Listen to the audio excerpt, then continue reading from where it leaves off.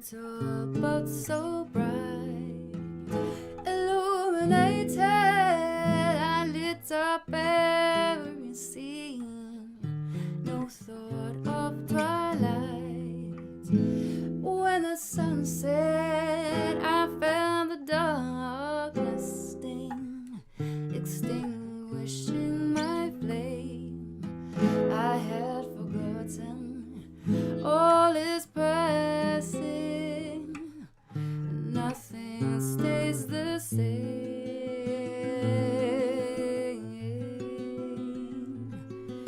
Oh.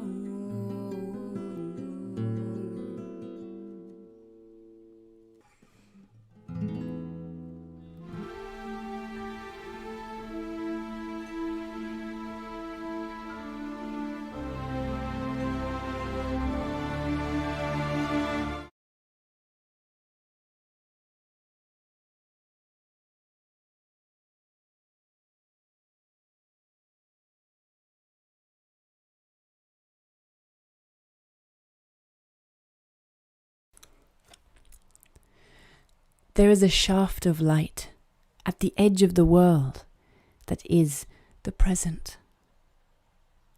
You can choose to step into it, or you can choose to step back. Back into a crowded hall of rushing figures, each one urging you on to a different goal, and none of them attainable.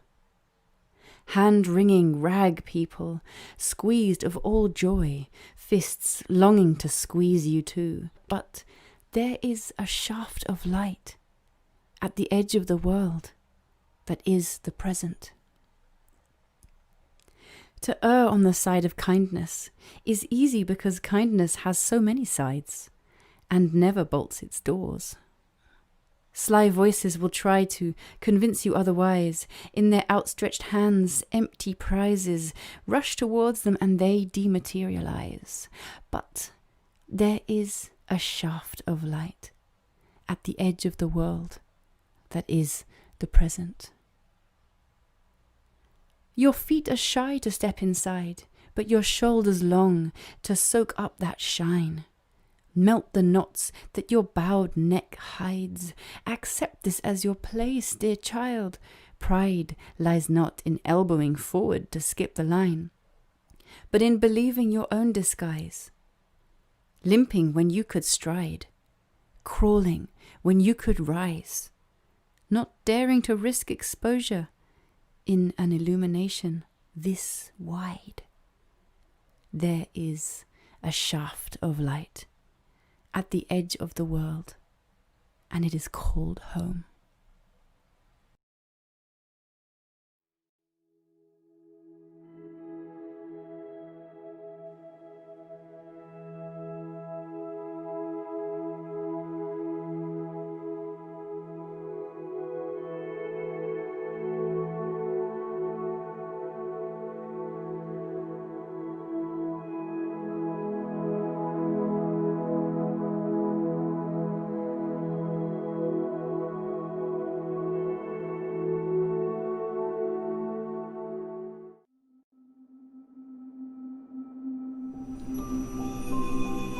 Bismillahirrahmanirrahim. In the name of God, the most merciful, the ever compassionate. I begin this in the name of love, in the name of light, in the name of goodness, and certainly in the name of God, in this heart of mine. I would say it's nice to see you all, but I'll just say it's nice to be seen. And it's so good to have you here with me.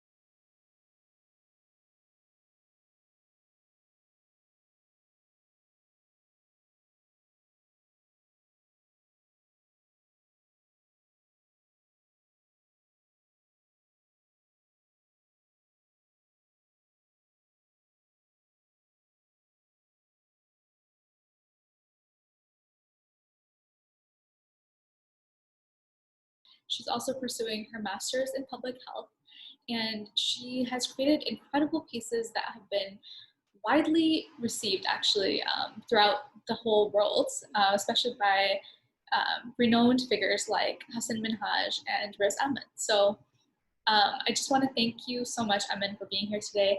I'm really excited to discuss a lot of different things actually, but mainly this whole idea of the fear of death and where this fear comes from and how we can kind of cope with it and how we can understand it better. So, Emin, thanks again for being here with me today. No problem. I am super excited to have you. I really wanted to talk a little bit about life, this concept actually of life and death, and how in our work and in our art we can relate so many new beginnings, I guess, or even like new ways of doing things to that whole concept of life and death. And I wanted to hear a little bit of your perspective on that, and anything that maybe happened in your life that had a huge impact on your art. And I know that's a lot at once, but just to I'll start with the latter question.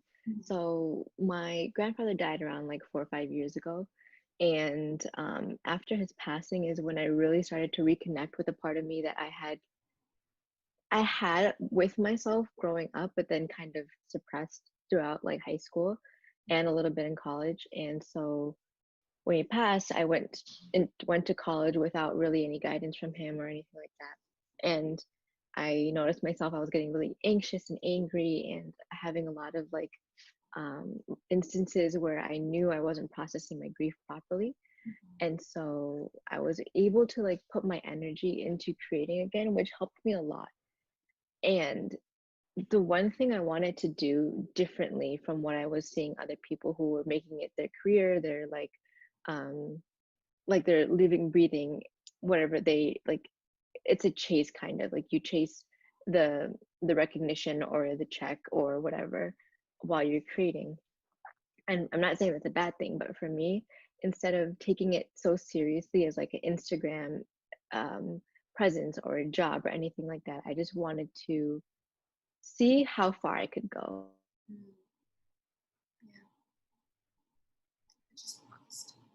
Yeah, I got this opportunity, I'm going to take it.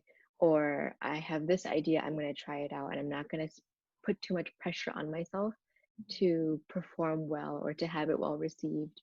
And it's all just a learning experience, because in the end, I feel like when I'm on my deathbed, I want to feel like I did something and I didn't regret not taking opportunities, instead of having so much like tension built up and wanting to perform well or wanting to chase that next opportunity or what have you. Like, Yeah. that's kind of what I like in this, me viewing it in my lifespan. That's how I wanted to practice illustration and creativity in general, just as a like a benchmark for myself. Like how far I can, how far can I go? How much can I achieve? What can I do?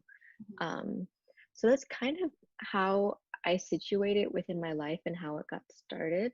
And I guess knowing that, you know, we're all mortal, we're all gonna die one day. That's mostly the main driver into me trying new things, and taking certain opportunities that I probably wouldn't have imagined me taking like 4 or 5 years ago. Yeah. That's amazing and so beautiful. I love it. This is a little bit like different from what you're talking about, but this whole idea of life and death, have you ever thought, or have you ever expressed it in your art? And have you ever thought about like this whole fear of death? And I always personally wonder, like, should I even have this fear of death? Like, is it something that's, but I guess, right? And I know it's such a weird question, such a strange way to think about it, but yeah, I'll be candid. So I've talked about this with my therapist, and she said something really beautiful where it's like the closer you are, the closer you get yourself to death in terms of like thinking about it or worrying about it or even experiencing a near death experience, the closer you are to life in a way. Because then it's cheesy, but it's the more you understand the importance of like small things in your life and taking risks and doing things, because you are going to die one day. You don't know if it's going to be in like the next minute or the next hour or the next century. And so yeah, just that phrase struck me, that the closer you are to death, the closer you are to life, and vice versa. Um, and I mean, death has been a giant fear of mine. Like, I'm terrified to die. I'm terrified to even experience something remotely close to dying, because my entire life is just like, I haven't done enough. I haven't done enough or accomplished enough for me to feel comfortable dying. Yeah. Um, and so I'm shifting my weight off of the actual instance of me passing away and putting it on, what have I not accomplished? What have I not done? Um, and having that be kind of like the guiding way towards what I want to explore within myself or accomplish, and not having the fear of death being the main driver, if that makes sense. Yeah. It kind of reminds me also of like this whole idea of fear in itself. Um, and death, like if you think about it, it's or this fear of death, it's not really like how you're explaining it too. I have a similar type of fear. It's not really like the fear of death itself. It's the fear of it's related to our own self, and like how much we've done or how much we haven't done, and just like this, it's kind of like a feeling of inadequacy, you know, that we're not, it's essentially like we're not good enough, and we sometimes don't realize that we feel that way. Yeah, exactly. Like, so even that, fearful of not having the experiences that you want to have, fearful of not being able to experience life as an adult who can vacation whenever they want, or as a mother or a father or a wife or a husband or a partner. Like, that also plays a giant role. Like, I'm fearful of not being able to experience those things because of because of the unpredictability of life. And I guess it's just about framing it, you know, Exactly. either you're fearful of it your entire life, or you're motivated to get to that point before you pass away. Yeah, yeah. Another thing that's helped me kind of accept this whole idea of death and just like cope with the fear of it is realizing that in our life, and this might sound kind of dark, but in our life, we have all these small deaths like throughout our life, whether it's like a death of like someone we used to be, or like even like a habit or someone that was in our life.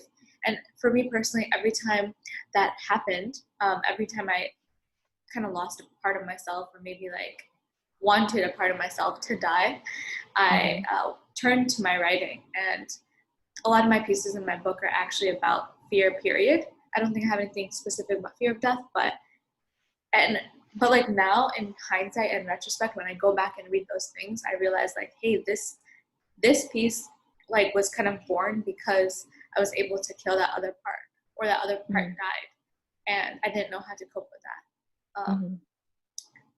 And like there's beauty in that, I think, like even in something, you know, lost, I guess there's so much beauty in that. And in a lot of these episodes that I've been filming, we end up talking about how our art, whatever it might be, if it's a musician or if it's an illustrator like you, or even another fellow writer, how we, you know, how that helped us cope with all these tough times. Definitely. And I think also, like, your writing or a artist's work reflecting parts of them that have died can also show parts of them that have brought to life. So trying new style, that's a new life breathed into your work, new opportunities, all of that. It's all like small cycles in this giant cycle, you know. So it's also all about framing it.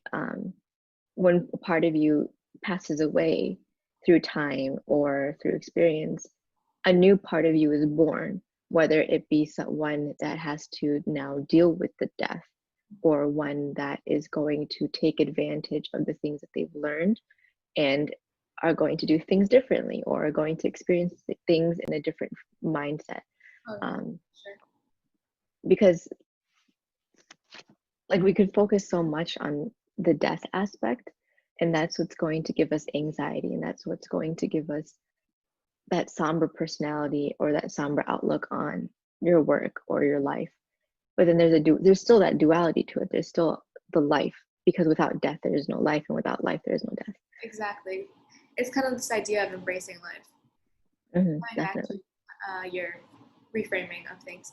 I also wanted to, I don't know if you have anything right now with you because I know you're not home, but do you have some type of piece that you could show, or maybe even two pieces that kind of show like the end of a time and then a start of a time, or even just one where you kind of like, when you look at it, you remember that, hey, like I was in such a bad place and then this came out from that bad place. I mean, I don't have two pieces specifically, but I think over the course of me doing my work, you can tell that my earlier pieces are very like pop art, simple, more leaning on the side of humor and satire. And then stuff that's coming out more recently that I'm exploring is more not serious, because I never really want to have everything feel so serious, but just a little less, culture, or like mixing of culture, or a little less pop arty, and more so focused on pattern and narrative and things a little more deeper than putting Drake's face on a body that's not Drake. Which is also pretty amazing too in itself. Like that type of art is great too. Yeah, definitely. But for me, it's just kind of showing my shift in interest. Before, I would always be like thinking about like what's the next pun I can draw something about, or what's the next like juxtaposition that I can show, because that does bring a lot of joy to people. They find it funny, they think it's genius or whatever. But the shift then came on to, what do I know about myself or my culture, or just what do I know? What do I want to learn about? So usually my newer pieces are going to be reflective of something that I'm learning, whether it be like traditional folklore, or how women are viewed. Like something that I'm working on right now is like how women are viewed in culture and religion, being South Asian and Muslim. I love that's and yeah, I'm really excited for it, but it's really frustrating.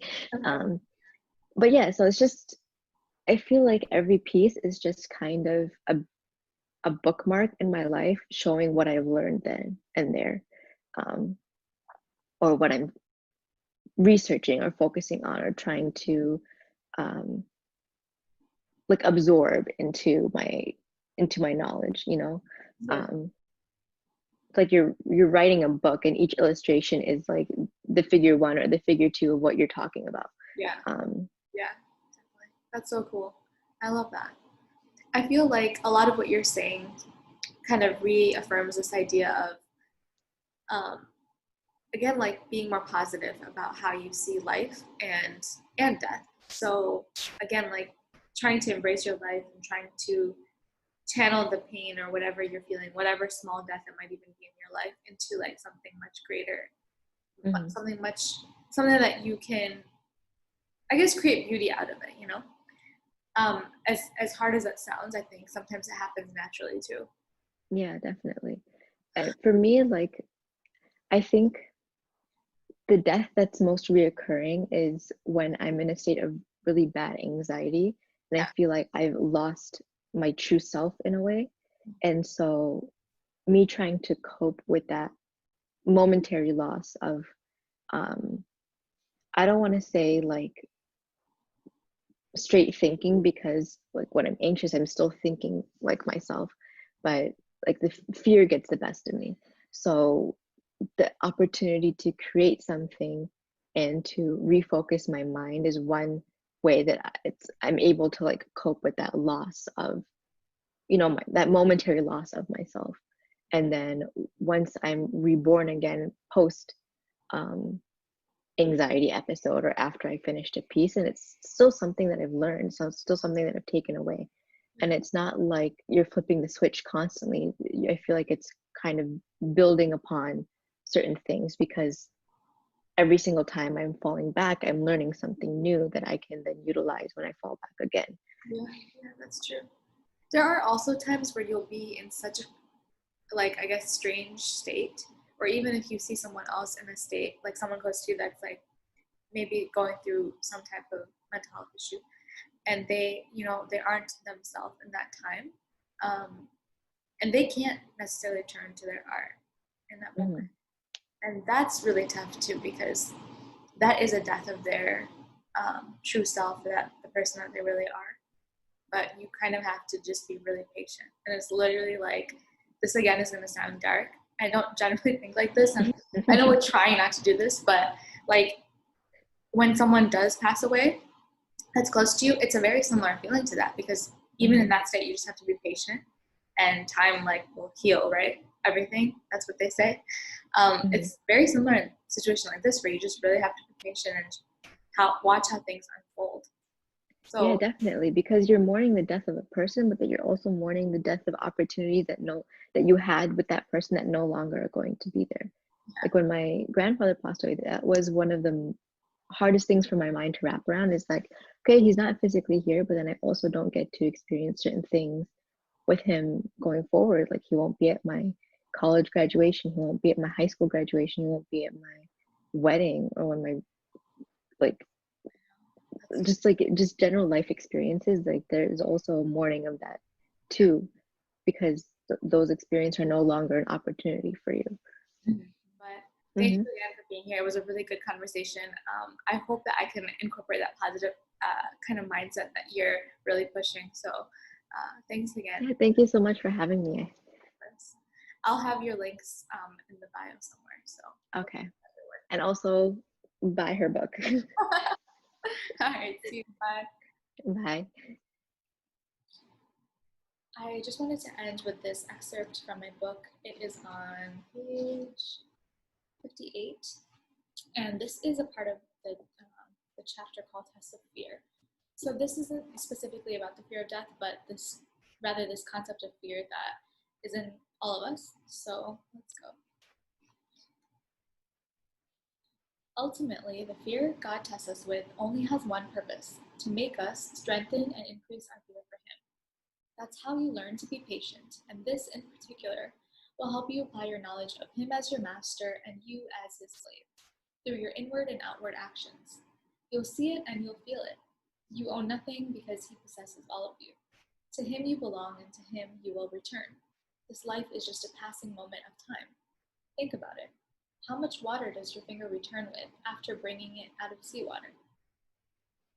So that's not the complete piece. There is an intro and a conclusion to that as well, and a little bit of a story intertwined within it.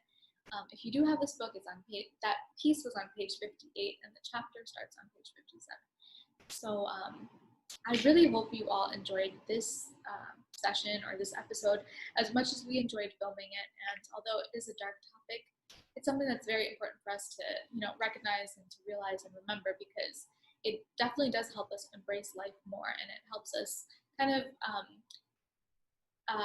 strengthen this trust in Allah that we all want to have and strive to have. So again, thank you so much, everyone.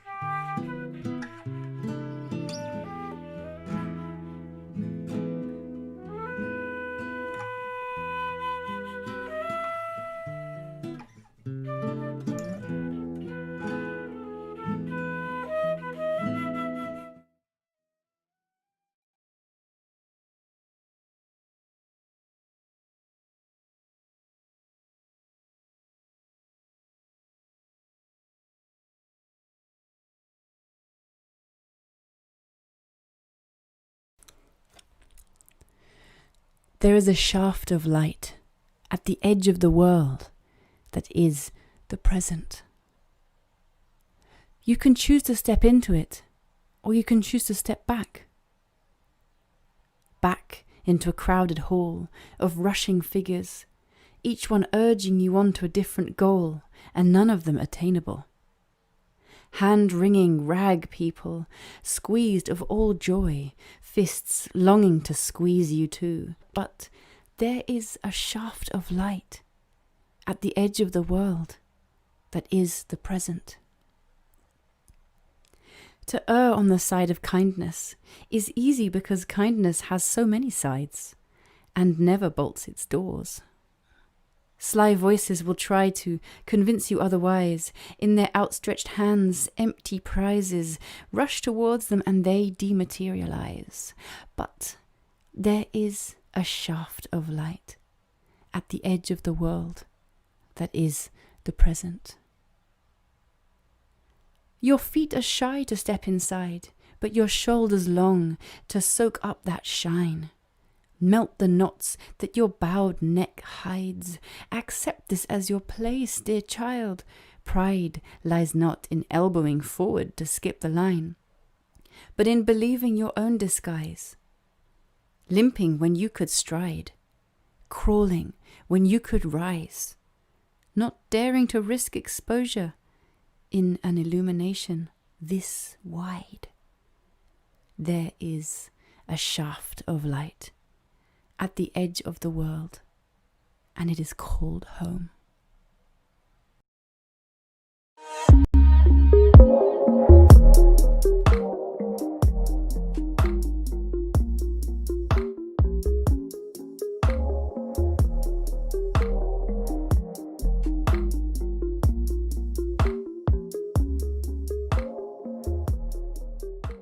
So I start with a square, half of the log like this, and square, and then cut off the edges to get an octagon, and then from that get it round.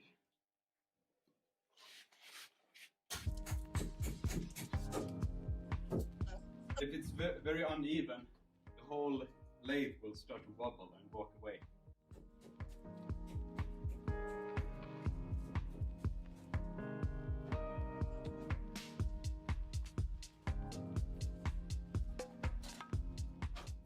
We're gonna screw this in the middle.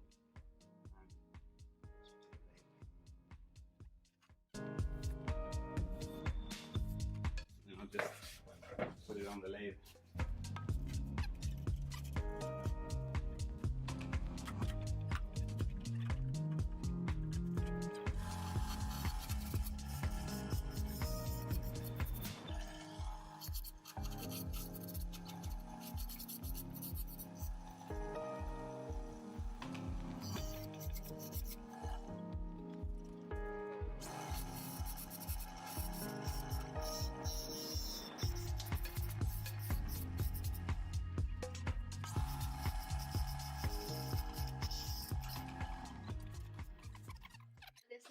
Ah, nice. Titta där. Varsågod. Tackar, tackar. Högfiber snacks. Ja, just det. Fiber. High in fiber. Delicious for digestion. Yeah.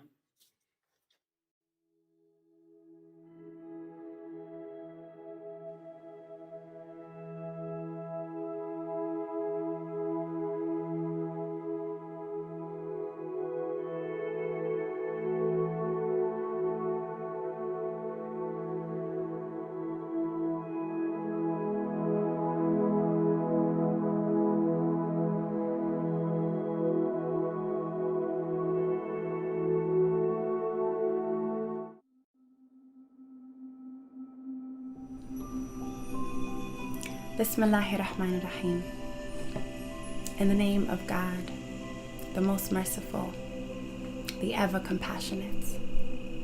I begin this in the name of love, in the name of light, in the name of goodness, and certainly in the name of God, in this heart of mine. I would say it's nice to see you all. but I'll just say it's nice to be seen. And it's so good to have you here with me.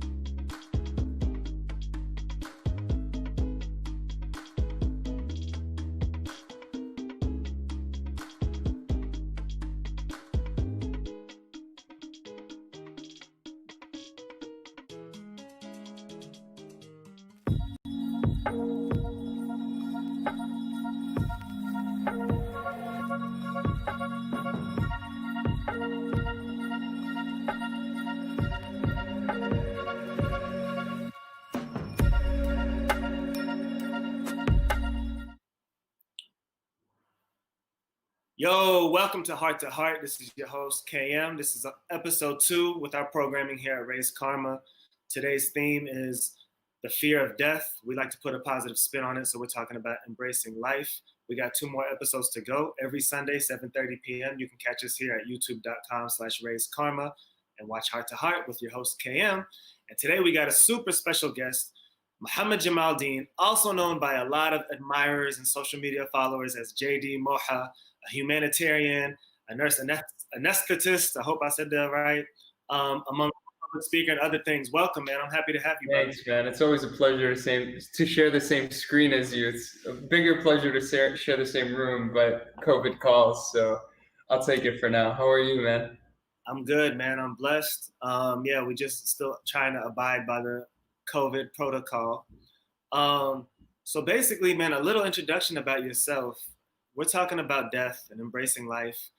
Death is something that I have experienced often in a personal level in life around me. Sudden, tragic deaths, we were kind of bombarded with it. We'll get into that.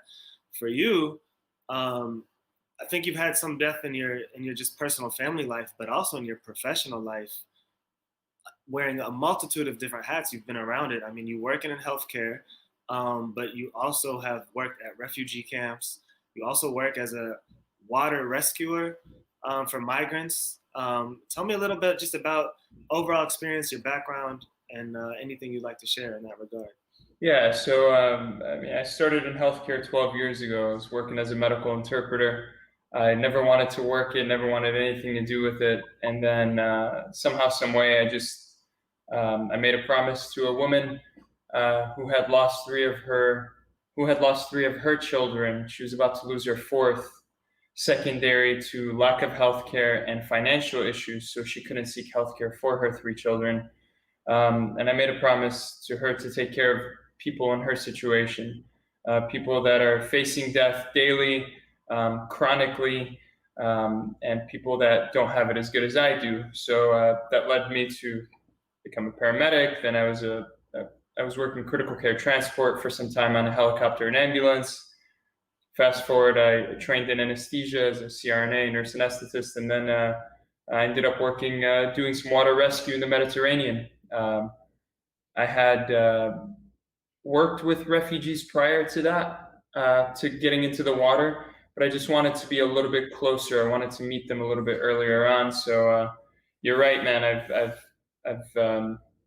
I've seen a lot of life, but I've also seen a lot of death on an ambulance, helicopter, boat, OR, ICU, and obviously in my personal life as well.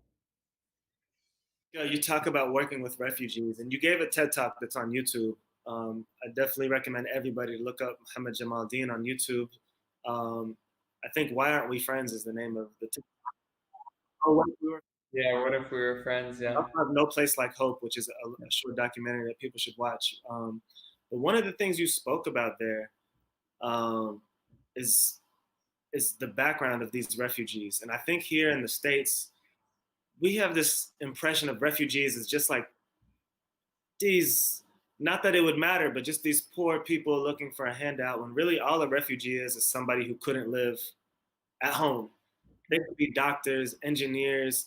I mean, you met just a plethora of very accomplished, capable people. You told a story about how you were teaching English, which wasn't your forte, but you happened into it out of necessity. And all these adults had a very good grasp to start off with, you know. Yeah. But at the end of the day, there are circumstances in their homes that are excruciatingly hard to deal with. And just making the choice to become a refugee is hard in itself. And you say something in the beginning of the short film, and you say, basically, you're left with four choices. If you're in a place like war-torn Syria, I believe it's like you can stay and likely die. You can leave and likely die in the process of leaving, which we'll get into with, you know, the migrant rescue and stuff. You can leave. I mean, basically, the best case scenario usually is to leave and be stuck in a refugee camp with really horrible, you know, circumstances that someone like me or the average American would not be able to survive, you know, which are, you know, the conditions probably in American prisons are better and safer than these refugee camps. Talk a little bit about the type of people you met, maybe the different stories you came across that inspired you amongst that population. You know, it's funny that you mentioned that, you know, to go back to the beginning of what you said, with people here, people in the West usually think, oh, refugees are, you know, we don't want them or they're bad for society. Meanwhile, they're on their iPhones, and Steve Jobs was a son of a Syrian migrant, you know. Meanwhile, they're eating yogurt from Chobani, and he's a migrant himself who is now here in America employing thousands of Americans and taking care of them very well, actually. Prior to this phone call, I was actually on a video chat with a friend of mine. He's currently in Germany, and I had spent 3 months with him in Echo Camp, and that's where I lived, taking care of some of these people. He's currently finishing up as an engineer, and his sister is a second-year medical student at 22 in Germany as well. I mean, these are just some examples. I touched on this in my TED Talk, where I referenced and I talked about the 16-year-old medical student that I had met, when I talked about some other people. But even now, one of my friends, Abdul, is a nurse in Sweden, right on the front lines. You know, you got my friend's sister who's training to be a doctor. You know, I mean, these people are coming in, and not necessarily just healthcare, but contributing in any other way possible. Another friend of mine, Ahmed, is in Norway working construction, and he's got dreams of starting his own construction company. I mean, they're people just like us. I don't know why, you know, just because they've come from somewhere else, you know, we alienate them. But I unfortunately think we tend to do that a lot in this country. You know, I mean, it happens to me whenever I'm visiting somewhere. Where are you from? Oh, Chicago? Oh, Chirac? Oh man, you know, automatically now they associate me with bad city, guns, gang violence, South Side, and they don't see the history, the marginalized African American community, the underserved African American community, food deserts in the African American community, the after school programs being cut in the African American community. So, you know, I even myself get labeled when I say I'm from somewhere, because we do that here in the West and we don't realize it. We're very territorial. And unfortunately, the refugees have to reap that same struggle, except they're coming from a different country. So even imagine us, you know, we say, oh yeah, I live in Chicago. Look at what the majority of people around the country who have not come to Chicago automatically think of it when they hear it, what they see on the news. So that's why their perception of a Syrian refugee or a Palestinian or a Libyan or an Iraqi or somebody from Afghanistan is associated with whatever they're hearing and seeing on the news. And that's honestly been the biggest struggle for these people. Yeah, it's crazy. You remind me of about a year ago, we had a show in Qatar. I don't even know how to say it in English, Qatar. Yeah, Qatar, yeah. And which is in the Gulf, a very well-off, rich country, and my whole band went. So 2 of my bandmates are brothers, a drummer and keyboard, Ice and Phil, and they were so excited. They got passports just for this show. That had never left the country before, from the South Side Chicago. And Ice hit me up a little bit before we left, and he's like, "Yo, Kayem, like, we're excited, man, and we want to do it, but I just wanted to call you and just make sure, like, because everybody's worried, like, is it gonna be safe over there, man? Is it gonna be safe?" Yeah. I started dying laughing. I'm like, "Ice, Yeah. South Side of Chicago, thought you could leave your car running and unlocked forever, But the whole time we were there, like at least once an hour, they would stop and just be like, "Man, we've been lied to our whole lives. Like, man, it's not what we thought it was over here. Man, these people are so hospitable. Man, these people are amazing." They were just in shock, and they were enjoying their time there, but also kind of mourning this loss of awareness, that they could have had their whole lives. Yeah.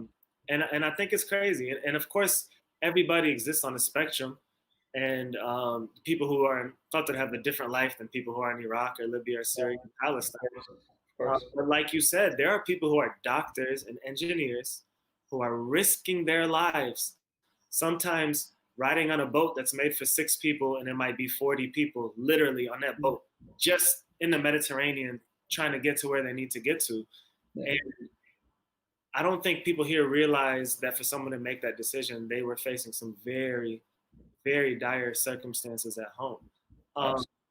And I think when we talk about embracing life and fear of death, those people epitomize embracing life and risking death to be able to live a true life. Because, when you're living under an iron fist, when there's not a family that that doesn't have someone who's been killed or passed away, when you don't have running water, you don't have electricity, when you can't, live under the basic freedoms and contingencies that we have, like, you're willing to risk it all. And something that resonates with me specifically, especially in the with the water rescue that you do, and that's not easy work. That's not easy work. I couldn't just volunteer and do that. You have to have training. That's your background, and I want to get into why that's specifically important to me. But tell me a little bit about your what you had to do to even put yourself in that position. Man, it was when people, I get messages all the time on social media, like, "What organization is this? I want to join." I'm like, it's just not that easy. Like, by you saying that, I understand your passion and your will and want, but this is 10 years of work. This is many, many years of work to get to this point. So the organization is a organization based out of initially Ireland, and the name of the boat that we have is actually called Mokara, which means my friend in Gaelic. Gaelic is the old language that they used to speak in the region, Ireland, at this point. So our boat itself is called My Friend. The reason why that was chosen is because when you meet refugees overseas, they know only 2 words, because they want to reach out to Americans or a lot of volunteers. So they always say, "My friend, my friend." So we thought, what better way than to call our boat My Friend, because we are meeting people in some harsh times. So, it's a series of things. Low-key, artist out of the UK, ended up making a music video titled Ahmed. And he talked about the struggles in the scene. I remember watching that, and I remember thinking, I want to get to this point where I want to do something about these migrants that are dying in the sea. How do I get there? Okay, I need a niche. I need something that can get me on that boat. We got about 50 volunteers only worldwide that come to this boat, and they're from all over. Not many from the US, but many from Europe. So I thought, okay, let's do this. I got my paramedic, got experience working on an ambulance, got experience working on a helicopter. I remember them asking me in the interview, "How comfortable do you feel in emergencies? How comfortable do you feel, if we get somebody that is not breathing?" And I said to him, "Look, every day, about maybe 3 to 8 times a day, I induce breathlessness. I take people's breath away. And then I put them on a ventilator, and I put breathing tubes, and I manage that. The lungs and I are, so if I meet somebody that's not breathing, if I meet somebody that's heart stopped, that's just another day for me. That's just another day that I've been doing this for 5-10+ years now. So that put me ahead initially, right? Okay, what else can you do? I'm fluent in Arabic. Okay, so now I'm wearing 2 hats in one. What else do you do? Well, I learned to drive boat a long time ago. Now it's 3 hats in one. Can you swim? Absolutely. And I was finishing up from the OR, and I would be done after 12, 13 hours. I would be in the gym and in the swimming pool. And then I got certifications for that too. So I found myself initially being the primary medic to actually being the first or the second person to jump in the water at that point. Plus, I used my medical background to kind of get me through the door. And then as soon as I did that, it was work in the water, and it was tough, man. My last time around was 8 months ago. Yeah, about 8 months ago I was there, and obviously COVID hit us about 4 months ago, so not prior to that. About 1,200 to 1,300 people I encountered in a span of a month. I mean, I didn't sleep for the first week. We have spotters in the mountains, so as soon as we see a boat in distress or as soon as we get a call, we're up. And I didn't sleep, man. Be it we were getting the boats that were stuck on the rocks, or we were guiding boats that were headed towards disaster, which were rocks. Keep in mind, these people they don't have life vests. They have inflatable balloons that you give your child when they're in a 2-foot swimming pool, right? Not vests that can last and withstand 2 feet of 2 meters of waves in the Mediterranean. So yeah, man, it was, briefly, just to touch up, it took a lot of work, a lot of background to get here, and even when we were there, it was training every day. We literally, if we weren't in the water, we were training. If I wasn't in the water, I was working out. Like, it was just nonstop, man, nonstop. So that's just a little bit of that background. Yeah, I'll tell you what, man, the ocean can be a very unforgiving place. And I haven't really shared this story publicly, so I'm going to share it here. Trigger warning to my mom if you're watching. But so a lot of people are aware that my father passed away when I was younger, but the circumstances surrounding his death, we were visiting some family friends in Florida. And in Florida, they have a flag system. So if the water is clear, you put up a blue flag. If it's so-so and you should be cautious, they put up a yellow flag. And if there's rough waters, you put up a red flag. It means don't go in. On that particular day, the lifeguard had kind of skipped out on work. He left, he put up a blue flag, went, got drunk, did his thing. We were supposed to go home. I was begging my father that morning, Baba, let's go to the water. Can we go to the beach? No, we need to go home. Please, can we just go hit the beach one more time before we go? So we leave, and after a while, the water just gets rough, and everybody is going through it. I remember I was young. I just remember that the waves kept pushing me back, and I thought that I was going to outsmart them and swim under them, and the current kept taking me further and further back. And eventually some man came and saved my life. But you fast forward a little bit, and the last person in the water was my younger brother. And he's just yelling, Baba, Baba, Baba, Baba. So my father jumps into the water. And when you're closer to the shore, the water isn't that deep. It might be 8 feet, but it's too harsh to swim through. So really the only thing my father could do was put my brother on his shoulders so that he could kind of trudge along. And my brother's head was above the water, but my father's head was below the water. So just in the process of that, my father was able to save my younger brother's life, alhamdulillah, but he passed away in the process. Wow. So like I learned at a young age about water and rescue and, how little of a joke it is. I know for me, and that was like the beginning of a hard string of deaths. But for me, one thing that was comforting is just in our background, we kind of believe in fate and believe in when it's your time to go, it's your time to go. I was very grateful that my parents instilled that in me, because for me, I could have easily really ruminated on the fact that I was the one that was like, can we please go to the beach? Can we go to the beach? And we weren't supposed to. And what if we hadn't gone to the beach that day? But, my parents taught me young, if he didn't pass away that way, it would have been a different way. And an interesting story about fate is, I grew up in a community of political dissidents in Libya. My father was a political prisoner. He escaped jail after 5 years in Libya. He shared a jail cell with his father at one time. And my uncles, like my uncle that I'm named after, Khalid, and my other uncle Yahya, they were killed in 1984 in an assassination attempt against Gaddafi. They infiltrated his home base. Their bodies were found in a freezer in 2011 after the revolution. But my father, when he escaped, he helped form this opposition movement to the regime there, and they bounced around. We were in Sudan, we were in Chad for a little bit. We bounced around North Africa, and eventually they came to the States. It was a little bit safer. In those days, there was just a lot of assassins, a lot of spies. I was just telling our producer Amna before that my legal last name is a fake last name. It's not our, that's just kind of the life how we grew up. So they chose Lexington, Kentucky, which is really random, but that's where this community chose to set up shop. So we were exiled from family. We couldn't even call home. We couldn't talk to home, nothing. So we became one of those like surrogate family, and we created bonds that are closer than the blood.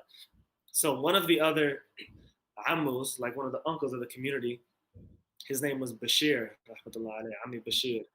And this guy was like a jovial jokester. He was ahead of his time. When my family was based in Sudan, he was kind of like Jon Stewart before Jon Stewart. He would radio broadcast under a pseudonym into Libya, and he would like splice up these interviews with Gaddafi and make him sound really dumb and ask him questions. Anyway, really funny guy. And I'm getting to my point. He was always like the life of the party. So he was diagnosed with brain cancer at one point. And so my father visited him one day and just found his aura to be different and down and wasn't his usual self. So my father asked him, Bashir, what's going on? Like, why? You seem depressed. And Bashir told him, my father's in perfect health at this time. He's young, 40 or whatever. And Bashir tells him, that's it. Fatih, like, I feel it. I'm going to die. Like, I'm going to pass away. And my father said, don't ever say that. It's all nasib. It's all fate. You never know. I could die before you. And then my father ended up dying before him, and Amma Bashir passed away the next day. But these are all the next year. I'm sorry. Bashir passed away the next year. These are all like lessons in fate and acceptance. And I was like hard. Like my father died. The very next year, Ami Bashir died. The very next year, one of the single like bachelor guys of the Libyan community was found in his apartment with a heart attack. The very next year, our cousin Tariq, who was 20, got shot in the head and died in Lexington. So these are all lessons in like death and accepting death and embracing life. And till this day, like it's kind of trained us. Any of the guys I grew up with in Lexington, they already know like if you get a phone call at 2 a.m. or 3 a.m., that's like the phone call that we're expecting. But with all that said, we were at peace that everybody left when it was their time to leave. I'm getting into a little bit of the conversation I wanted to have further along about faith, but it all stems from the source, which I wanted to share, was that this is in Florida where we have institutions, we have lifeguards, we have all of the security precautions that we should have, and that was still capable of taking someone's life. And these migrants are in way, way worse situations. I'm not exaggerating when I say a 6-person boat that has a few dozen people on it. I know you know that. They don't have a place to use the restroom. They don't know how long it's going to be. Some of these people don't even know. They're just, I know in Libya, migrants, they're just heading straight, and they're hoping they're going to hit Italy. They don't have proper directions, anything. So I really, really commend you for that work. And I don't think I've shared that story with you personally, but I know firsthand that you are helping to save lives, but also acknowledging that you are risking your life quite seriously in the process, man. So much love and props to you for that. Man, for starters, Allah yarham everybody that you had mentioned, your father. I'm sure he's looking down and smiling, man.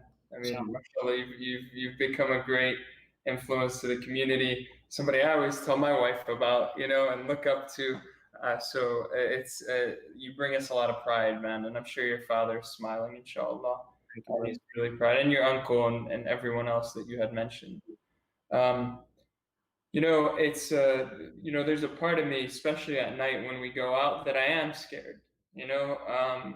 Because although we have our equipment and our gear and our life vests and our ropes and everything we need, you can't even see your hand. It's that dark. So if I'm suited up and trained and I know what to do, imagine a 7-year-old girl who is on this boat with 50 people who gets hit with a wave and doesn't make it, which actually brings me to this. There was a boat that we had brought to safety. It was about 40 people and a young mother and father, and they were very stoic, right?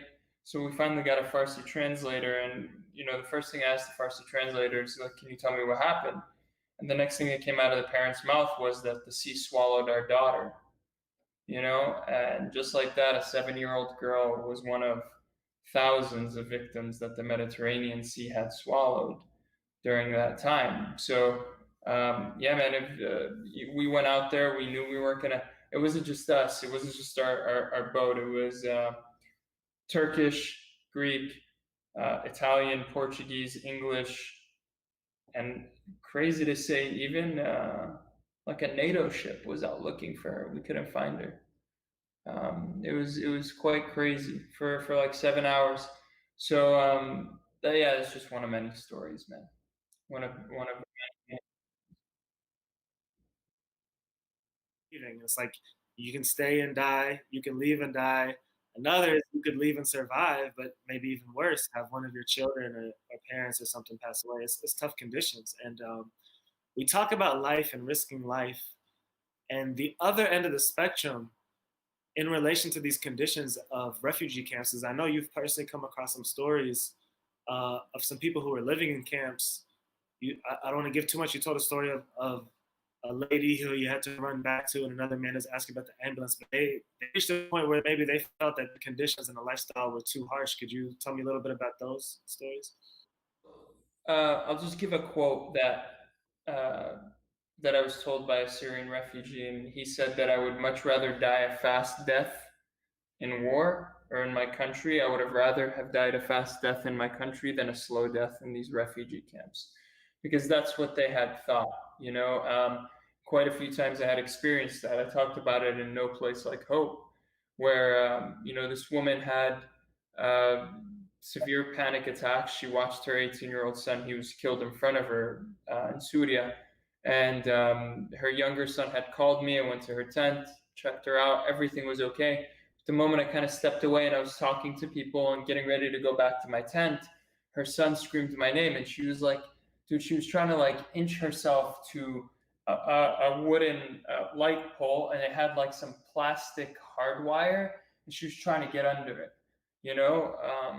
so it happens. I actually just saw a photo from a friend of mine who posted of a Syrian refugee who actually hung himself, and it was like trigger warning, and it was just such a, like, I didn't want to look at it, but I kept staring at it. It's like that bad car accident. You don't want to see, but you slow down to see. I think human nature, we are so afraid of death, but we're so obsessed with it to some extent. We want peace, but we almost enjoy seeing chaos. Or why else do we really see a horrific car accident and we slow down and we just want to stare? Subconsciously, we almost know that there's something that's, are we looking into what could have been our future? Are we looking into what's meant to be for us? So a lot of those refugees had very similar thought processes when it comes to, is this going to be our fate? So yeah, man, it's quite disturbing on that end to see it on that level. It's tough. I can't imagine the hopelessness. I know you also spoke of a father who asked if you guys had poison on the ambulance because he just didn't want his family to go through what they were going through. What's crazy, and I had never told that story in public. He had lashed out on me in front of like 200 people at the clinic. So what happened was there was an organization that was giving milk, right? But they were only giving milk if you were under a certain age or if your son was sick. So then it became to a point where it's like, okay, you can go get a doctor's note. And if you get a note from anybody in the clinic, then we were good. So at the time, I was the only at that time, the only Arabic speaking medic in the whole camp. And there were about maybe 10 of us, nurses, doctors from Spain, Italy, Norway, and so on. So they would come to me. So the first couple times I would sign off, if the children were sick or under the age of 3, to go get milk from this organization. Now, this organization kind of put it in my hands now. They took the pressure off. So this same father had come up to me with a 5-year-old son who was not sick, okay? And all I said at the point is, just give me a minute. I will never forget this. I had 3 other patients ahead of him. He said, let me just go see them, and then I'll take care of you. I'll take a look at them, and I'll write a note, and we'll get him some milk. After about 15, 20 minutes, he was done waiting, and I had one more patient to see. And as he was leaving, he turns around, looks at me, and starts screaming at the top of his lung, and he said, "Inta اللي جبتنا الحق عليك بسببك انت." He's like, "You're the one that brought us here. It's your fault." He wasn't really saying me, more so like he knew obviously that I held a blue U.S. passport because I just so happened to be born here, right? And just completely lashed out on me. And I'll never forget, I went to him, and now it was a scene of about like 300 refugees looking at me, and every single foreign volunteer, like, what did Muhammad do to this guy for him to scream? Like, nobody had any context. All I told them was just give me 20, like, wait for me to see these other patients, right? They didn't know anything else. So I was embarrassed greatly. It was about 5 p.m. The sun was going down in northern Greece. So I walked up to him and I just politely said, next time you want to vent or lash, just do it in private and I'll hear you. If you want to blame me or yell at me. And he actually broke down and started literally crying on my shoulders. So I knew he was at that breaking point, because the very next week is when he approached me and he said, "Muhammad, can I take you aside for a second?" So when I went, he said, he's like, "Do you have anything, any medicine that you can give me that can kind of make it quick without much pain, for me and my family?" Just like that, man. Just like that. So the interaction I didn't talk about that in the film, but the interaction, I had already known that he had some prior, like he was getting to that breaking point. I was actually very concerned that he was one of the people that I would do rounds after midnight, like every half an hour, walk around the refugee camp until pretty much people slept. I kid you not. I would literally round to about 3, 4 a.m. until I made sure like the last people were sleeping, and then I would go to sleep, and then I'd be up like at 8 or 9 a.m. getting ready for the clinic again. So I was very specific about rounding and checking up on him, just because I wanted him to know, hey, I'm here. There's somebody here that cares for you, somebody here that's got your back. Because the moment he feels like nobody's here, nobody's got my back, I'm gonna die, that's when I thought he may have done so. So I haven't really talked about that story in detail, but yeah, he was at one of many breaking points. So were many other people. He's just one example. Yeah, it's a sobering story, and it's it is a fault of ours as a society to have failed these people. And he talks about you in the West, and United. That hit me on another level, man. When he literally points at me, he said, "Inta, sababak inta," because of you. Intu li jibtuna, you're the ones that brought us here. It's just like, it hit me on another level, man. I was like, homie, I'm Palestinian. I can't even go home without meeting 20 checkpoints. My father can't even go back. My wife can't even enter the same city she was born in. I get it, but to him, I mean, a sad realization is,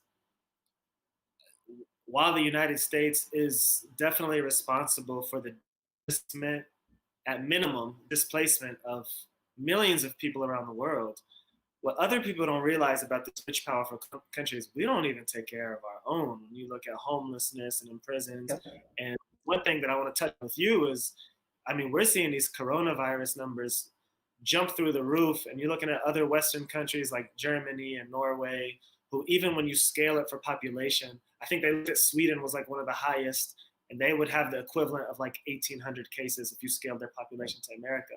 So with us, we're not taking care of our own people. And then on top of that, we're risking the lives of healthcare workers like yourself to just clean it up and make it all feel better. We spoke a little bit on my show, The Dial-Up, and you talked about offers to go to New York and the propaganda of how to get healthcare workers there. Can you tell me a little bit about that? Because I thought that was really interesting. Yeah, man. I mean, it's it all starts with the shortage of PPE. And when there was a shortage of PPE, and they still needed us as in healthcare workers to go out, how else can you motivate them to get out of their houses? How else can you motivate them to literally risk their lives? When we're watching the news of Italian nurses and doctors dying in Italy because it had hit them before it hit us, right? So we're seeing that, and we're seeing them in full suits. We're seeing them in like masks, and then meanwhile I have my N95 in a Ziploc bag at the moment. I've worn it for a week straight, right now. We're still talking about this. We had done this interview 3 months ago almost, man. It was in April. Was it April 27th or something? I still have my N95s in a Ziploc bag. I had to go buy a painter's mask. I got a painter's 3M mask that I'm wearing, right? So, how else can you get healthcare providers to go? So you pump them up. You're our heroes. You're our front lines. Get out of retirement. We'll license you. I know people who, dude, my friend who's in his 60s, his mother is in her 80s. She was a nurse in California. She got a call to come out of retirement because her number was registered in the system. Are you kidding me? So they're calling all these retired people, you're our heroes, you're our heroes. And the shortage of the PPE, the more the shortage of the PPE increased, or the more that we ran out of PPE, the more the heroes chant went up. You're our heroes, you're our heroes. And it literally echoed the same echoes that they try to tell these young men and women here whenever they went and fought these wars, that you're our heroes, you're our nation. And what happened? They came back.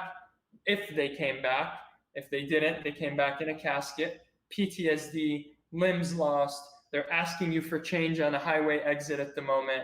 They're hungry, they're homeless. What happened here? Healthcare workers got sick, healthcare workers died, healthcare workers weren't seeing their family members. Man, I can't even have dinner with my parents. I haven't had dinner with my parents in the longest time. I mean, I had been good, and we had a lot of COVID negatives, so I was like, okay, finally, my wife moved in, let me go have dinner with my parents. Then all of a sudden, I get these 2 COVID patients. I was in there, man. I like felt like I was gonna faint, dude, because my mask had been used for so long. So I had that mask on, and I put on an additional 2 masks, which weren't N95, but I thought, okay, better to have 3.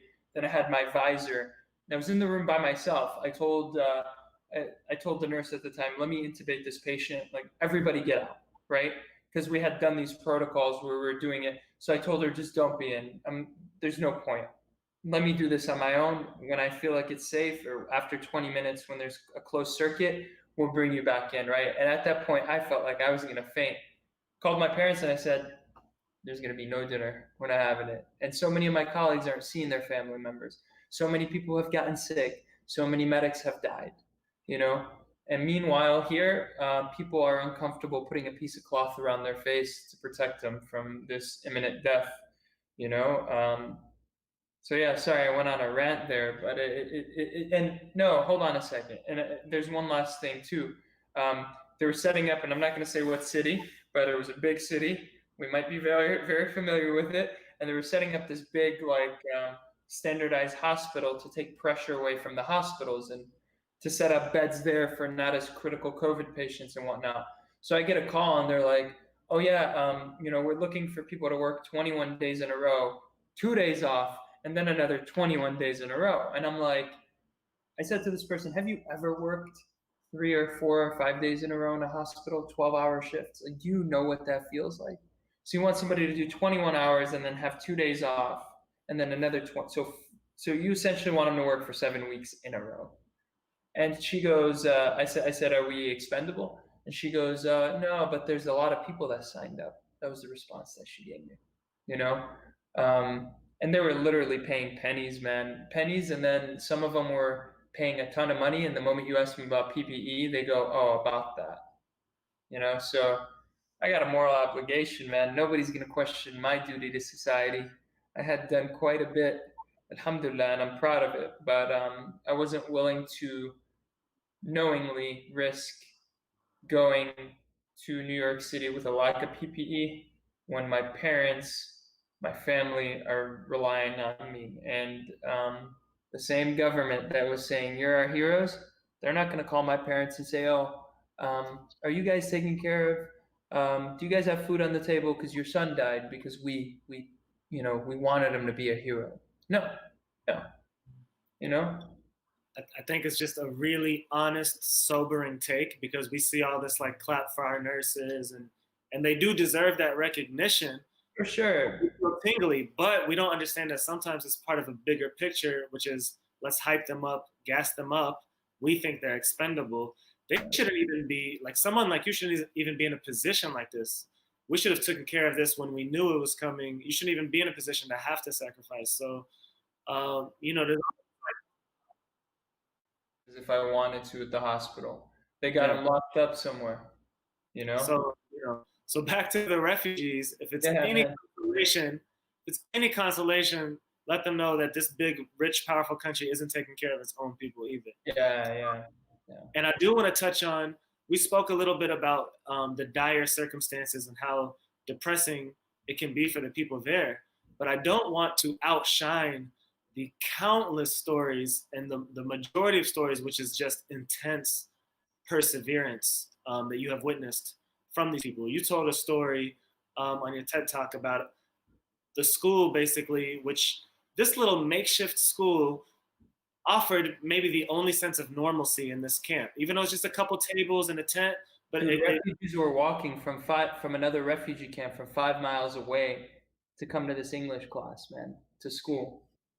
And you guys had a bad storm or some really high winds, basically destroyed this refugee camp, which, by the way, Echo Camp is called Echo, the refugee camp, because it's at an Echo gas station. I mean, the camp is literally in Europe. Echo is in Europe. So it's like Shell here, essentially.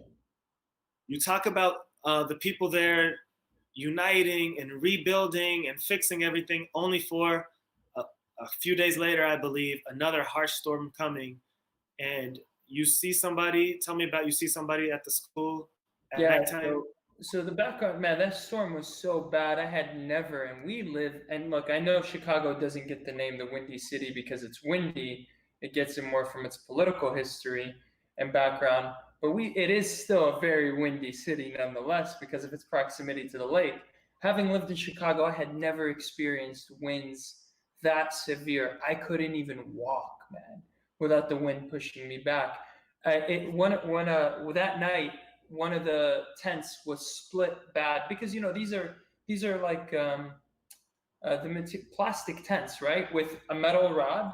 So it was so windy that it had split the metal rods, the two pieces that you connect, and it split one of these refugees' heads wide open, dude. Just a bloody mess. When I saw him, his face was all bloodied. I mean, that was countless. Like, it happened. So many people were injured and gashed because their tents were splitting and hitting them in the heads. So that tent was completely destroyed. And then a couple days later, actually, I think it was the next day or the following, winds just as severe came back. And we had rebuilt the school because we wanted that normalcy to come back. And I saw a small light because, again, remember these rounds that I would do after midnight? So I was doing these rounds and I saw this small light. And there was this guy who was currently a nurse in Sweden at the moment, I have to say. His name is Abdul. And he was laying down, right? He was laying down and he had his arm, his bicep almost, supporting this metal rod in the middle that kind of held this tent together. Had it not been for this metal rod, it would have swayed one way or another, right? So, and there he was supporting it. And I'm like, what are you doing? He's like, he flat out said the same thing that you said to me. This is our only sense of normalcy. This gives me,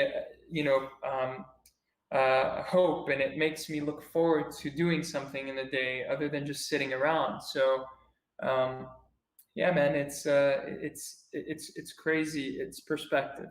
It really is. I was teaching Go ahead, finish. Sorry. I was teaching English. There was no reward. There was no certificate. There was nothing. It was just they wanted to better themselves for a better future.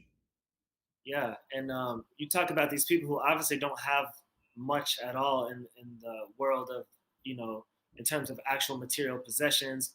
You spoke about a woman, the first woman who inspired you and made you make that promise, and she just offered you biscuits. She didn't have nothing else. You talk about people giving you their jacket in the rain. Yeah. The gentleman with the school, literally all he had to give was his sleep. He sacrificed in his sleep and holding on to these poles.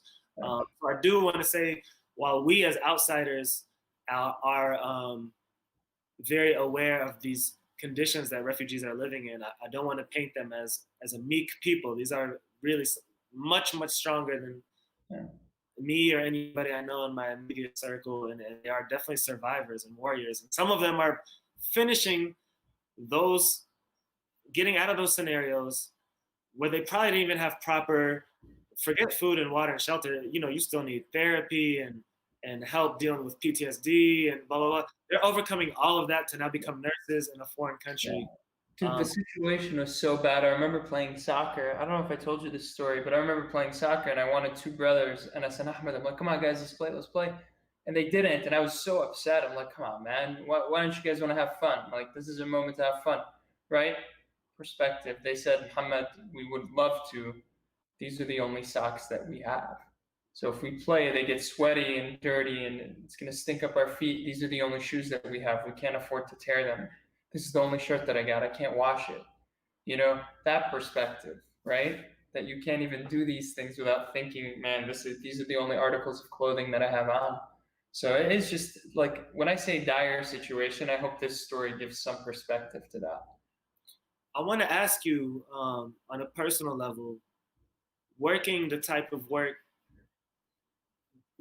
and being around the situations that you have been in, whether here as your professional job in healthcare or your services abroad as a humanitarian, what kind of perspective has this given you personally on death, fear of death, accepting death, embracing life? What would you say are some of your main takeaways? It's so strange because I'll never forget. I was telling a story to one of my friends. I had responded to. It was here in Illinois. It was a semi truck that had T-boned a car. Right, it was semi versus auto. When I approached the scene, police there was one car, and then it was us, and backup was on the way. Fire was on the way, and the mom.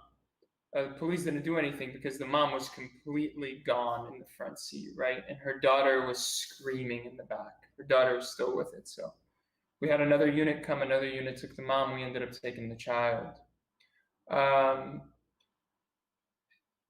As on our way there, and then it brought me to another automobile story where the person was way more critical that we ended up taking.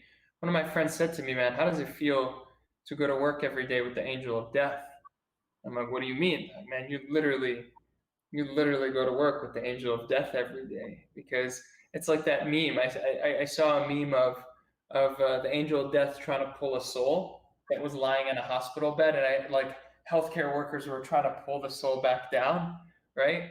It never hit me on that perspective because, having experienced, I think what I've had experienced here in the States, the causality of death in the States, for the most part that I've experienced here, you have no control over it, right? Sometimes it's a car accident. Sometimes it's life hits you, right? Cancer and so on and so forth. The problem with the refugee population is that they don't have control over it, but somebody else had full control over their death. That's the difference. I think that's why I had a hard time with it, personally, because, on one end, somebody smokes 3 packs of cigarettes a day for 50 years and dies of lung cancer. Still sad, and you had to take care of this person, right? A car accident still happens. It was an accident. It wasn't purposeful. to some extent. Even when somebody was driving drunk, yes, they made the choice, but they didn't make the choice to outright kill somebody. Whereas there was a choice being made by higher ups in these countries that has caused the death of millions, thousands, and then leading into millions of people. And that's why I have the biggest struggle. That's my biggest struggle. What's the difference from me responding? Oftentimes I would see these car accidents while I was still in the air. So we haven't even landed yet. We're about 1,000 feet up, and I can see, and automatically my mind starts racing. What do I need to do? Are we going to keep the blades hot or not? Keep them going, And then I find myself feeling different when I'm on that boat and we're responding to that, because this, was their fault or wasn't their fault, but it was a different circumstance. This was totally not their fault. And somebody else purposely brought them to this position. So that's where I struggle the most coming back to society, man, is knowing that indirectly we've caused it. I'll tell you what, I think I'm going to go ahead and assume that you being around death so much is a reminder of your own mortality. And I think because of that, you're making the most of your life. Amna, one of the producers here at Raise Karma, was talking about the theme of the week today, the fear of death, and saying how, we inherit this world from our ancestors and then we become ancestors for the future. I like to think of my father as an ancestor and he left a legacy. And I like to think of you as the future ancestor to somebody where they can look back and be like, he left a legacy. So I really want to thank you for your time. I had a million questions.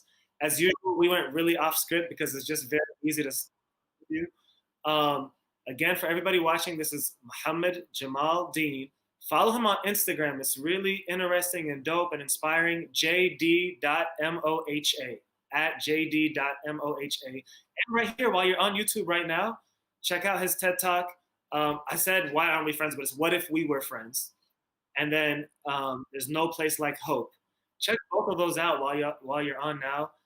And I just really want to thank you, man, and appreciate it. This is the theme, and then we can talk for days. That's why I said as soon as this COVID's done, we got to hang out, man. I'm absolutely. Thank you so much for your time, and for everybody watching. Once you stick around, I've got my sister Destiny Muhammad, also known as the Harpist from the Hood, a beautiful, amazing sister. She has a show, Idris. Thank y'all for tuning in. Peace.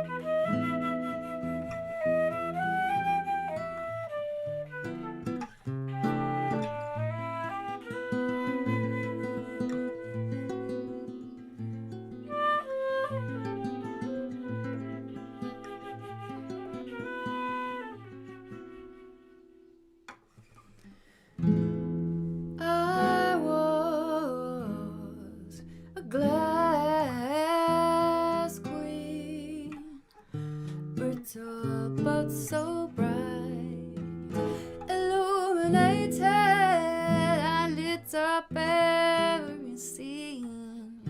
No thought of twilight. When the sun set, I found the darkness sting, extinguishing my flame. I had forgotten all is passing.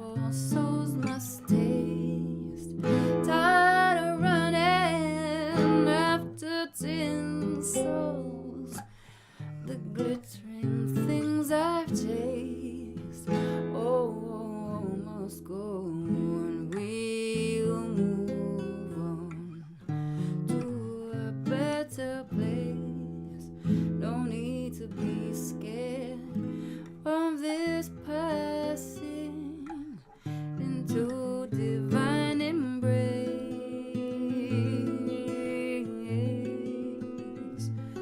Oh,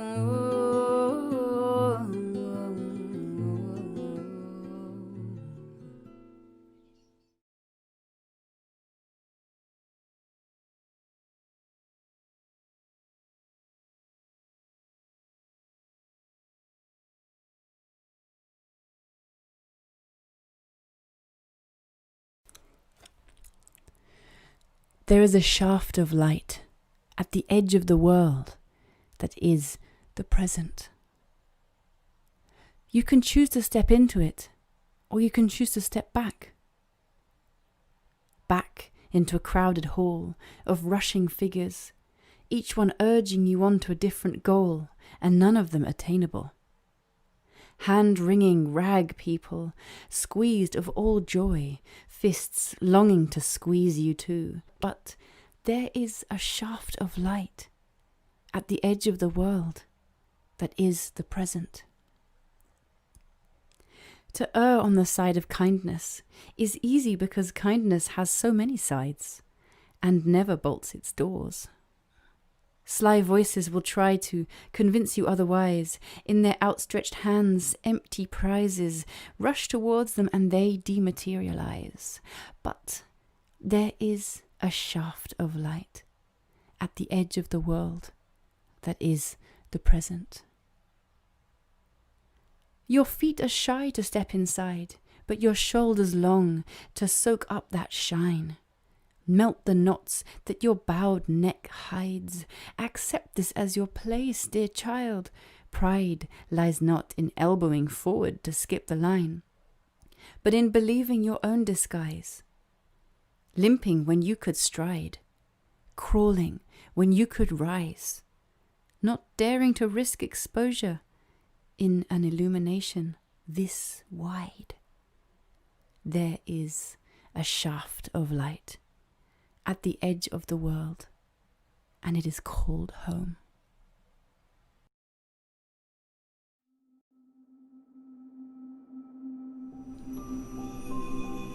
Bismillahirrahmanirrahim. In the name of God, the most merciful, the ever compassionate. I begin this in the name of love, in the name of light, in the name of goodness, and certainly in the name of God, in this heart of mine. I would say it's nice to see you all, but I'll just say it's nice to be seen. And it's so good to have you here with me.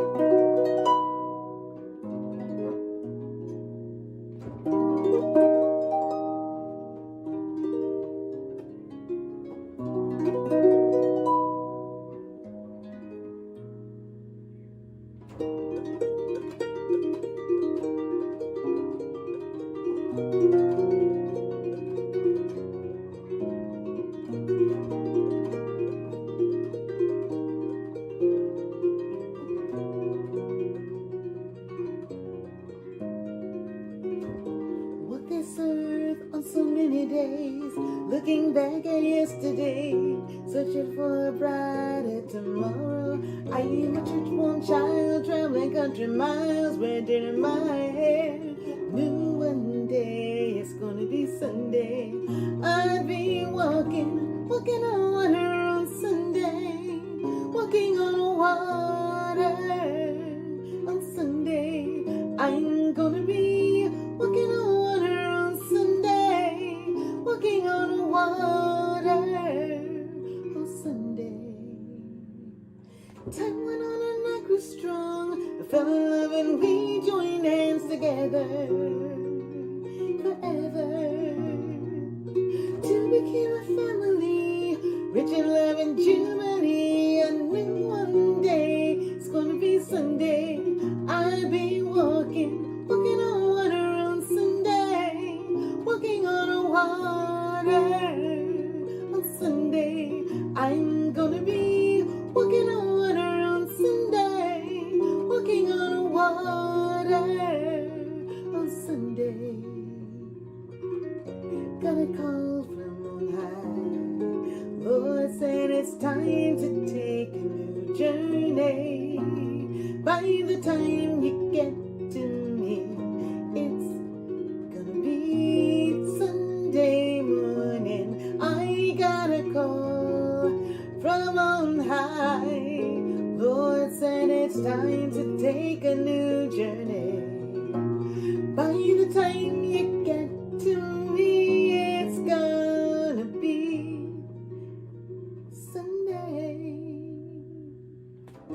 What this earth on so many days, looking back at yesterday, searching for a brighter tomorrow. I am a church-born child, traveling country miles, right there in my head. Knew one day it's gonna be Sunday.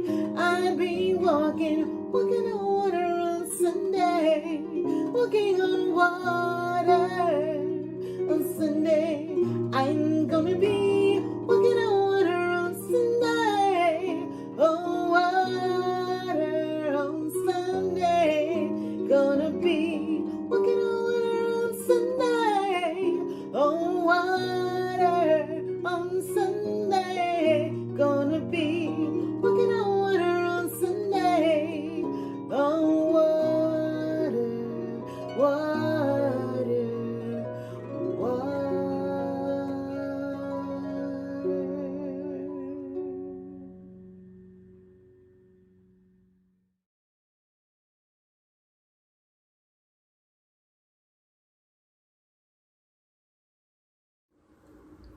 Good Gratitude Day. My name is Destiny Muhammad, and welcome to Idris, where art interprets the times.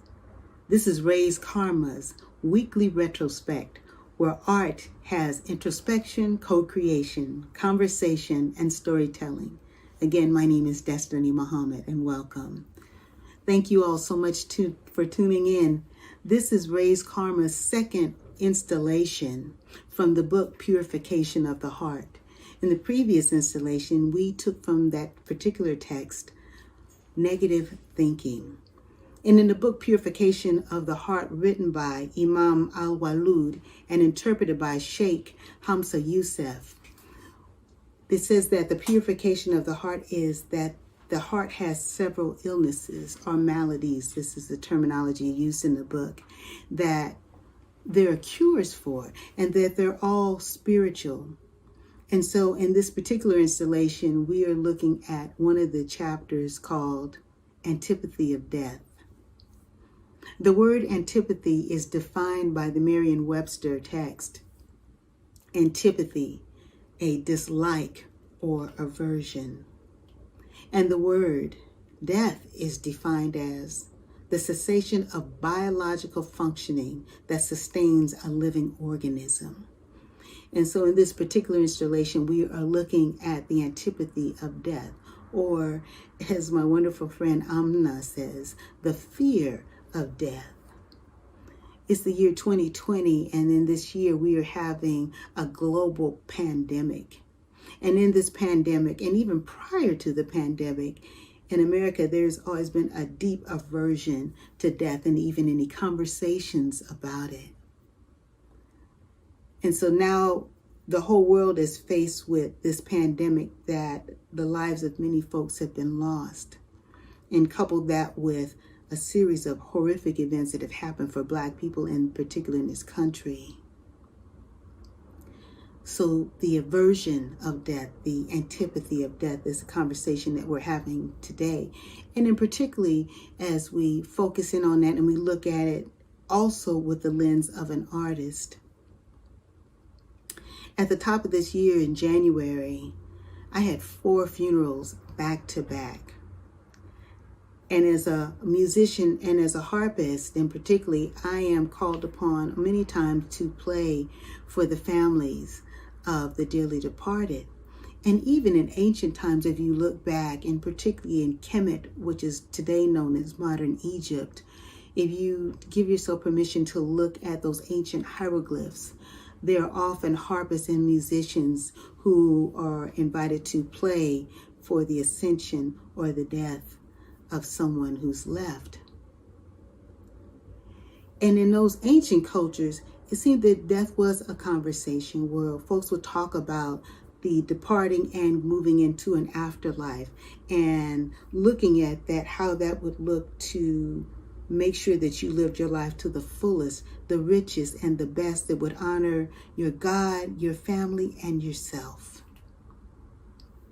It's still not very much of a conversation. There is a deep aversion, antipathy towards it. There is a filmmaker by the name of Woody Allen who says that I just don't want to be there when it happens. But we're all very clear in the quietness of our own mind where we know that it will occur. It will occur. Not one of us is immune to it. In the Quran, it says, in the Quran 31:85, every soul shall taste death. And in the purification of the heart, antipathy is noted as one of the spiritual maladies that actually has a cure. But it has 3 that are cited, and I cite one. And one of those is called contentment, reflecting on death and its meaning. There's a Hindu priest, entrepreneur by the name of Dandapani who says that death brings everything into perspective. And so as we look at the purification of the heart and where it says one of those, the cures is to be content and to reflect on it and reflect on its meaning. And if you're willing to look at it and reflect on it, and I ask you the question, is death spoken of in your household? And if so, who leads the conversations? Does death have a color or a smell or an image that comes to mind when you think about it? These are questions that you can ask yourself.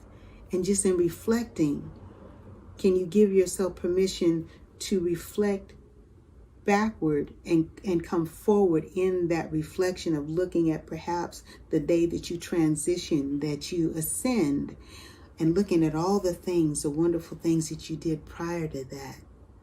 As an artist, as a musician, many things that I've been blessed to do. Play for wonderful people, play at the side of someone who was preparing to step off the planet. I've played for hospice, but I've played for living people too. I've had the opportunity to play for babies' birthdays and play at the side of a mother whose child has ascended unexpectedly. What are you doing with your art that will celebrate life and encourage folks to live fully? Are you living fully? So speaking of the current climate in the United States is very heated and hot. And sometimes we see a lot of death around us. In my household, death was spoken of. My mom and I would talk in death. My mother and I had a business together, and she and I would talk about death because sometimes I would go away on vacations and take a trip or two somewhere. And still, so that she wouldn't worry, I would take insurance out on myself. So if in the event something happened to me, she'd be all right. And she talked to me about that. She said, look, I don't like caskets. I don't like the dark, so don't put me in one of those boxes. I don't like flowers, don't put them there. And I said, well, Mom, what would you like? And she said, I would prefer cremation. And so when my mom ascended in 1999, that's what we did. We cremated our mother.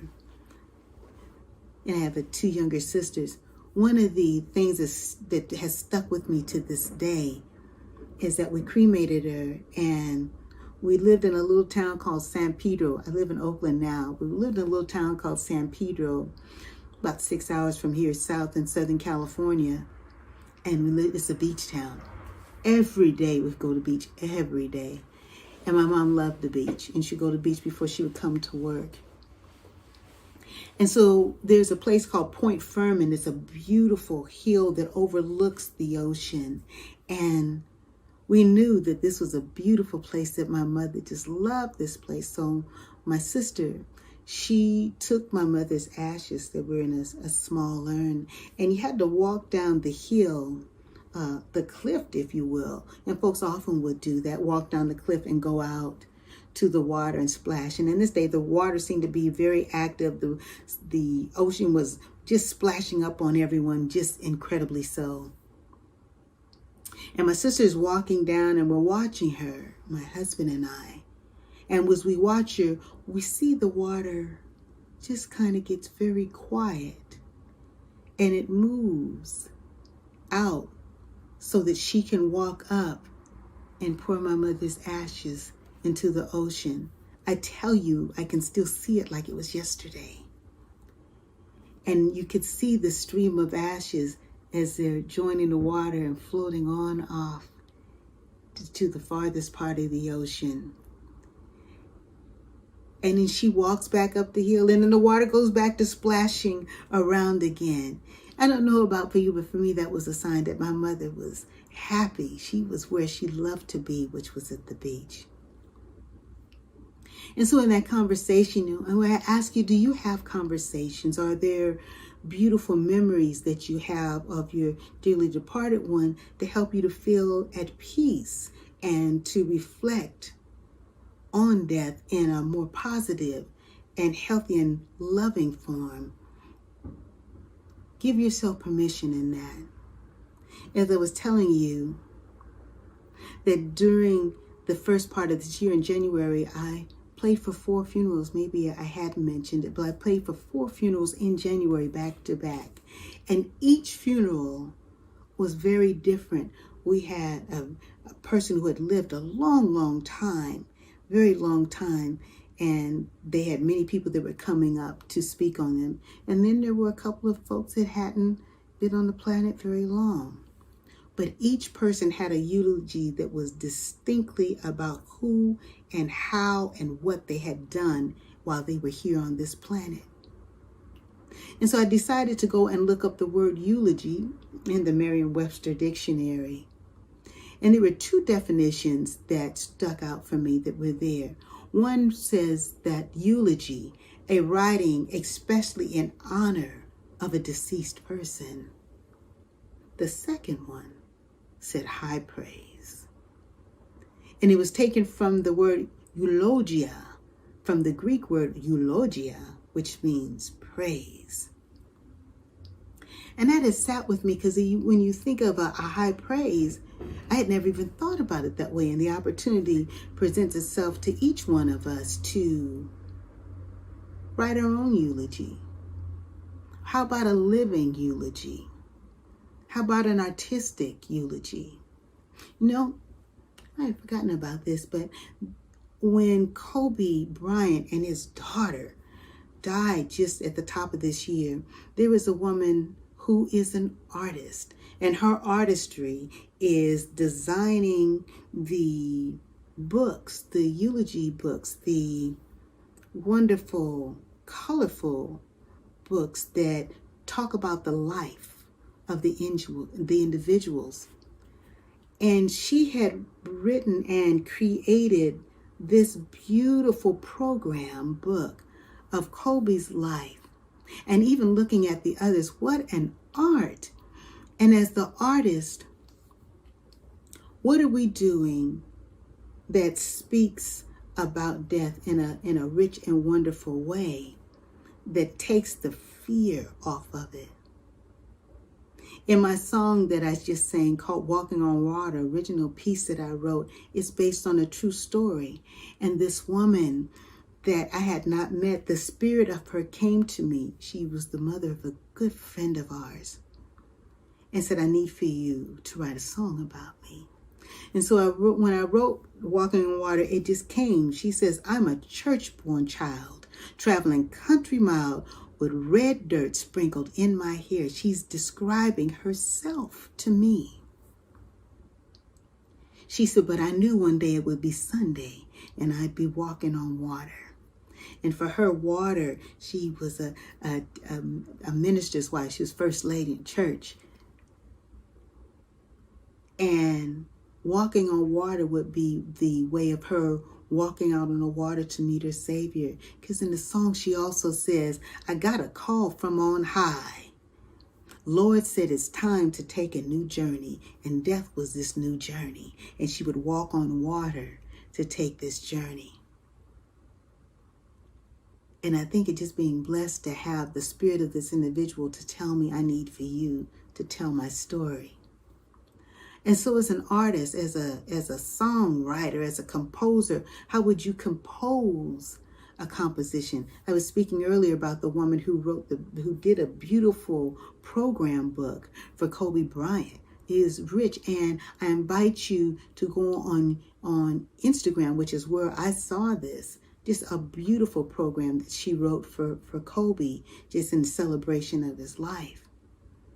There was a group back in the day called Blood, Sweat, and Tears, and they had a lyric about, I don't recall exactly the name of the song, but the lyric said, when I die and when I'm dead and gone, there'll be one child born to carry on, to carry on, to carry on.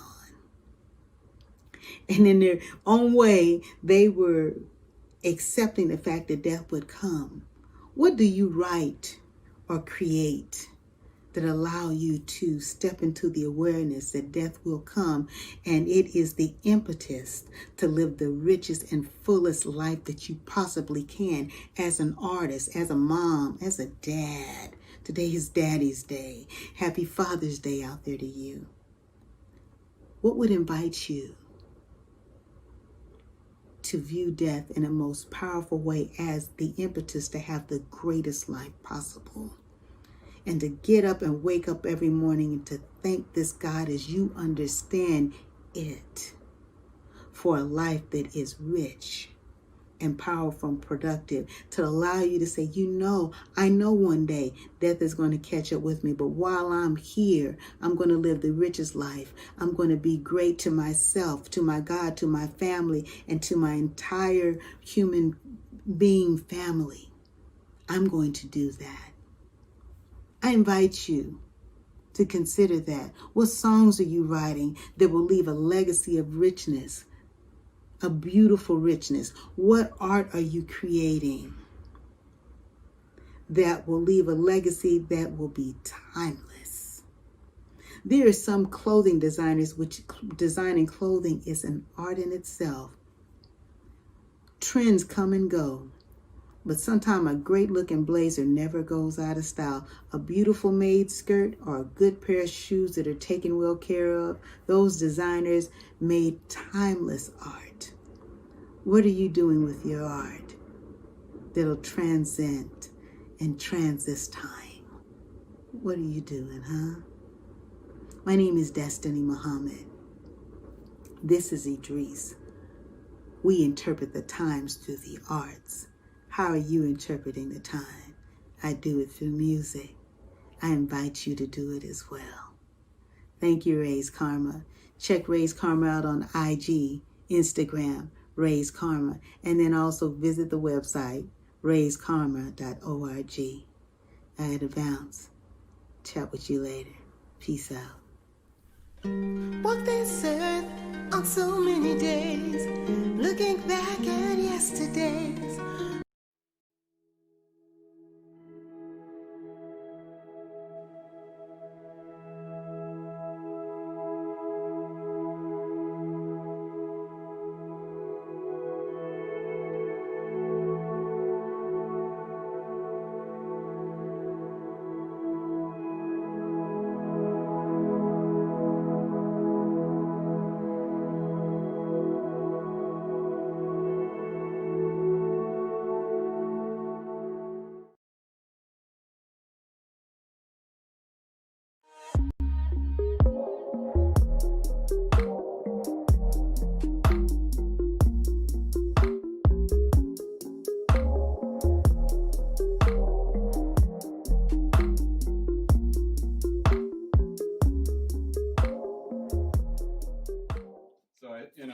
a square, half of the log like this, and a square, and then cut off the edges to get an octagon, and then from that get it round.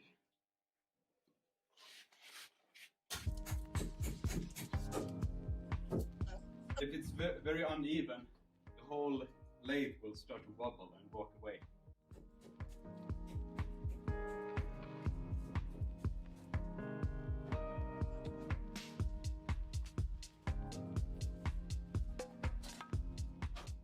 We're gonna screw this in the middle.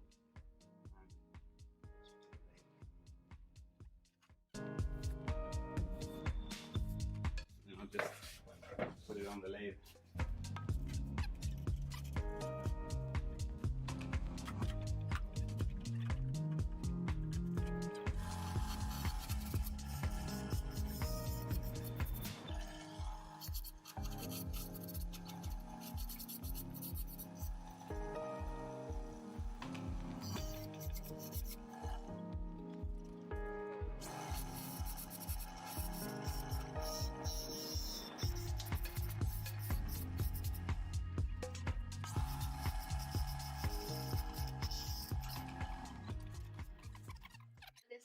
Ah, nice. Visst. Titta där. Varsågod. Tackar, tackar. Högfiber snacks. Ja, just det. Fiber. High in fiber. Delicious for digestion. Yeah. Too much fiber makes you feel good. Look at those marks. Ah, yeah. What's that? That's the steel or the iron reacting with the oak, and then you see what's called the medullary rays, very specific to oak. And then you also see the sapwood and the heartwood. Where's the heartwood? Here is the heartwood. Ah, yeah. And here's just the sapwood, so this was half of the stem, or half of the log. And then you have to dry for maybe 2 months, 3 months, until it's like really dry. Or it will take some time. And then also now it's wet. You feel it. It's wet. It's full of water. وَجَعَلْنَا مِنَ الْمَاءِ كُلِّ شَيْءٍ حَيٍّ. God says in the Quran that we made every living thing out of water. So it's a living material. You feel the whole room is filled with this aroma of the oak. And then you can also find some like unexpected thing, like what's that? I think it's some bark like within. So it's always got some character when you get this.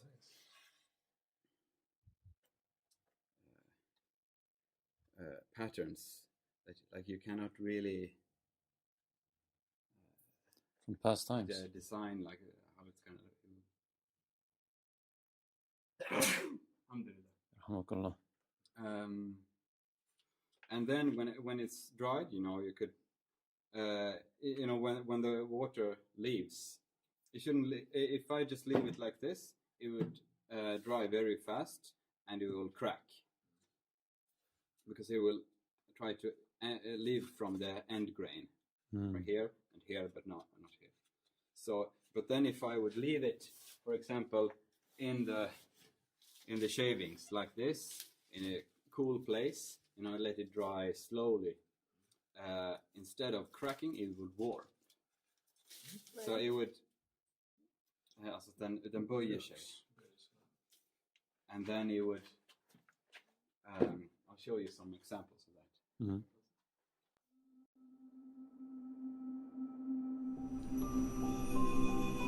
Bismillahirrahmanirrahim. In the name of God, the most merciful, the ever compassionate. I begin this in the name of love, in the name of light, in the name of goodness, and certainly in the name of God, in this heart of mine. I would say it's nice to see you all. but I'll just say it's nice to be seen. And it's so good to have you here with me.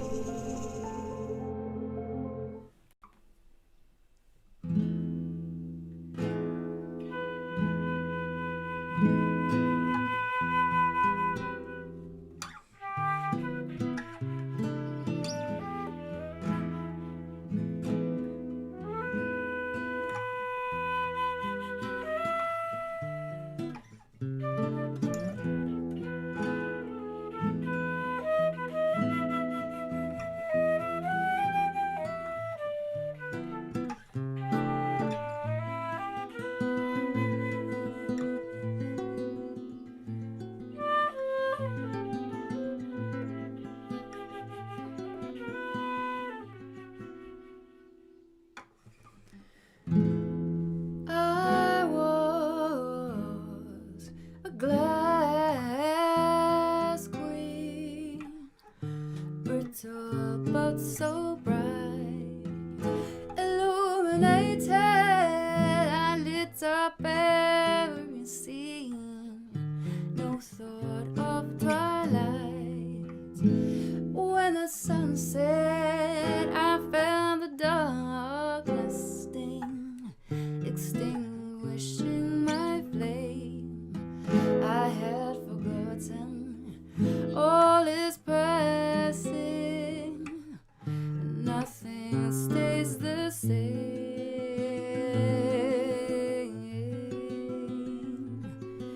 Oh.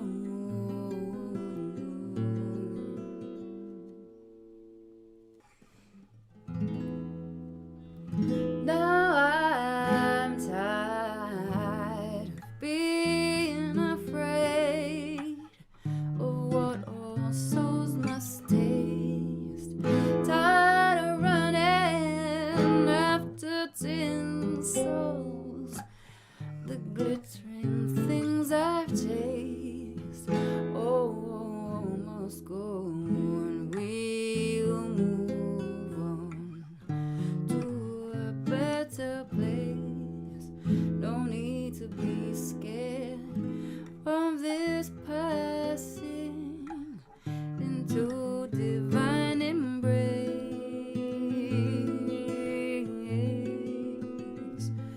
Oh,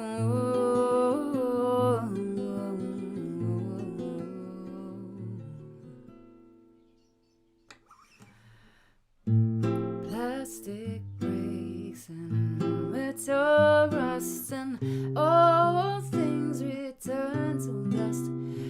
Now when I know that you're grieving, but all things are leaving us behind.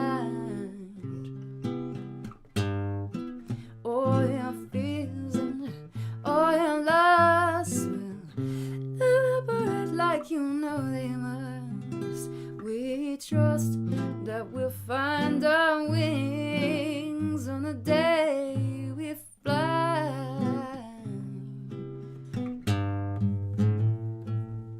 And all that melancholic madness, oh, will creep up on you in the night.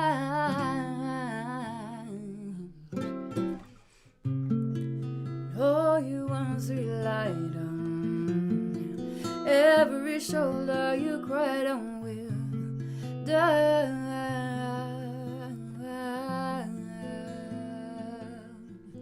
So don't rely,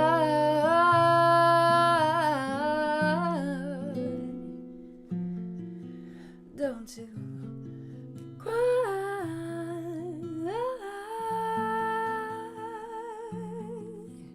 don't you cry, don't you cry.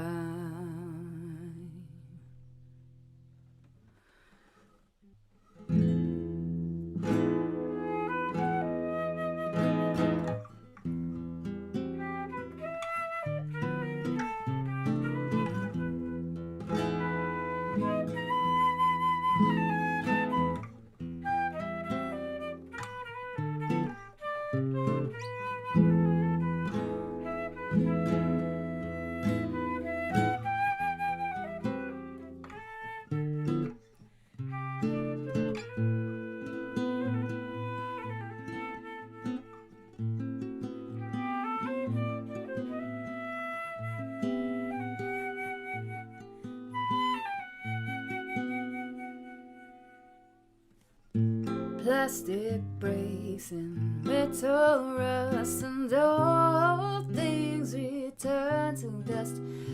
Oh, and I know that you're grieving, but all things are leaving us behind. All your fears and all your lusts will evaporate like you know they must.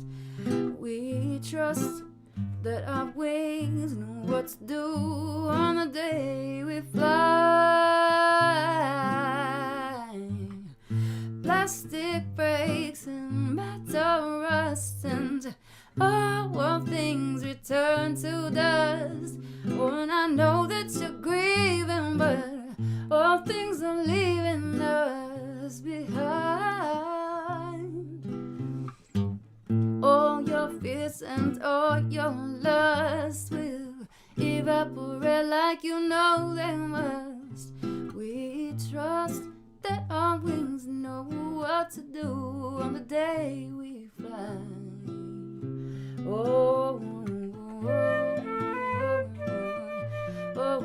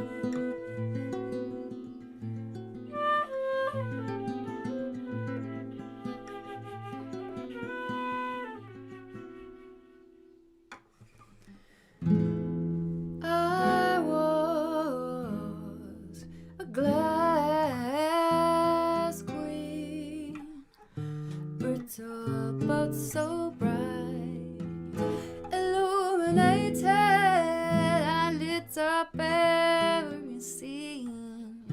No thought of twilight. When the sun set, I found the darkness sting, extinguishing my flame. I had forgotten all is passing, nothing stays the same.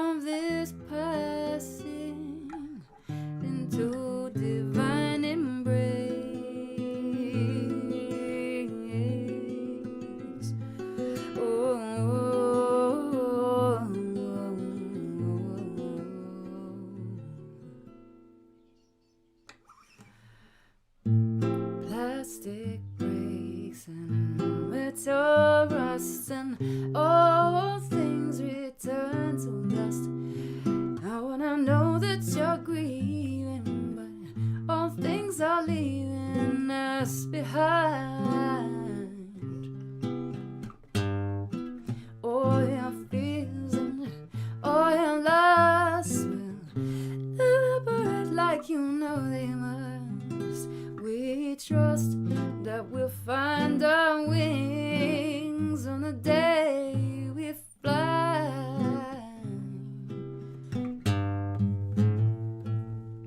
And oh, that melancholic madness, oh, will creep up on you in the night.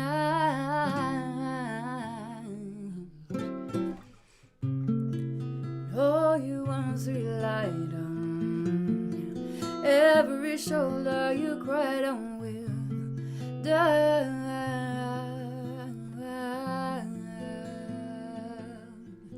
So don't rely,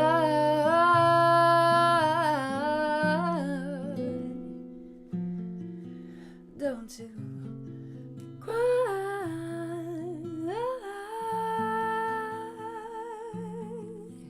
don't you cry, don't you cry.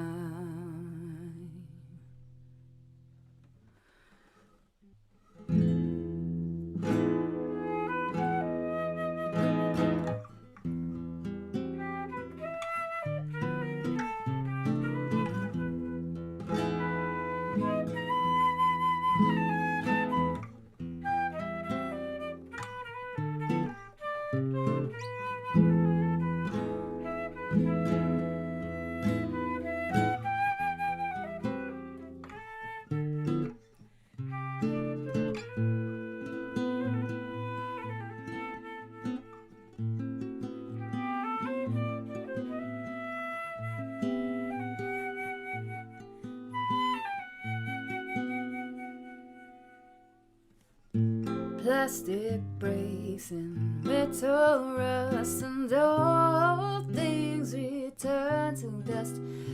Oh, and I know that you're grieving, but all things are leaving us behind.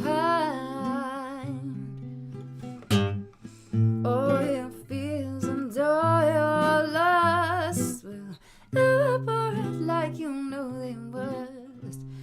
We trust that our wings know what to do on the day we fly. Plastic breaks and metal rust, and all things return to dust. Oh, and I know that you're grieving, but all things are leaving us behind. All your fears and all your lusts will evaporate like you know they must. We trust that our wings know what to do on the day we fly. Oh, oh, oh, oh, oh,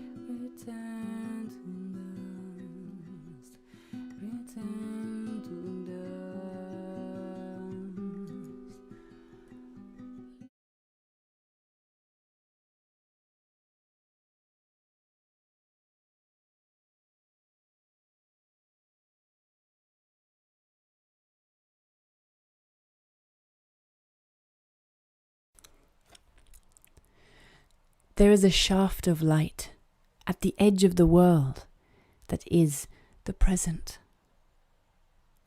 You can choose to step into it, or you can choose to step back. Back into a crowded hall of rushing figures, each one urging you on to a different goal, and none of them attainable.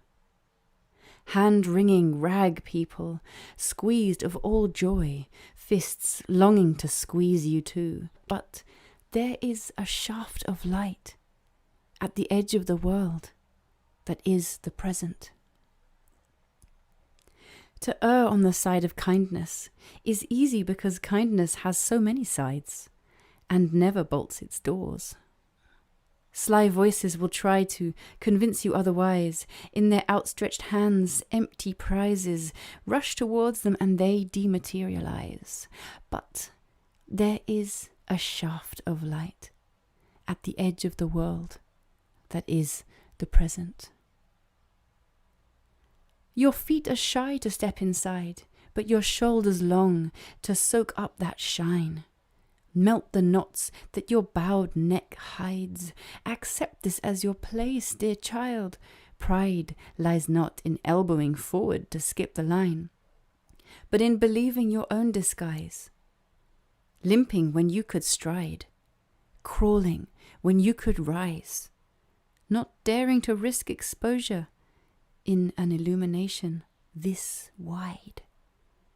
There is a shaft of light at the edge of the world, and it is called home.